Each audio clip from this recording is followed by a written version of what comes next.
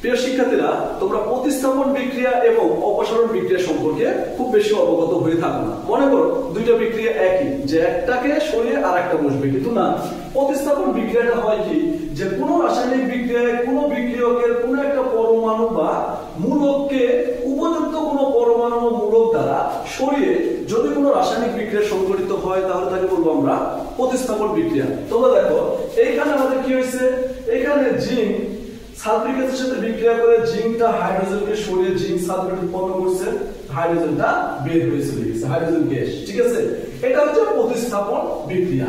যদি অপসারণ বিক্রিয়া আসো, অপসারণ বিক্রিয়ায় সংজ্ঞাটা তোমরা কিভাবে দিবে, যে সহজভাবে যদি কোনো রাসায়নিক বিক্রিয়ায় বিক্রিয়ক অণুর মধ্যে বিক্রিয়ক অণুর দুই কার্বন থেকে দুটি পরমাণু বা মূলক নিজেদের মধ্যে অপসারিত হয়ে এই সম্পৃক্ত জৈব যৌগকে অসম্পৃক্ত জৈব যৌগ অর্থাৎ দ্বিবন্ধন অথবা তিন বন্ধনে রূপান্তরিত করবে, এটাকে বলা হয় অপসারণ বিক্রিয়া। তোমরা দেখো এখানে আমরা নিছি ইথাইল ক্লোরাইড। এই ইথাইল ক্লোরাইডের মধ্যে যদি গাঢ় অ্যালকোহলীয় পটাশিয়াম হাইড্রোক্সাইড উত্তপ্ত করি, তাহলে এই কার্বনের ক্লোরিন এখান থেকে হাইড্রোজেন নিয়ে HCl উৎপন্ন করবে, আর এইখান থেকে CH2 ডাবল বন্ড CH2 উৎপন্ন হলো, অর্থাৎ অসম্পৃক্ত হাইড্রোকার্বনে কনভার্ট হলো। এটা হচ্ছে সহজভাবে প্রতিস্থাপন এবং অপসারণ বিক্রিয়া চেনা মূল কথা। ওকে।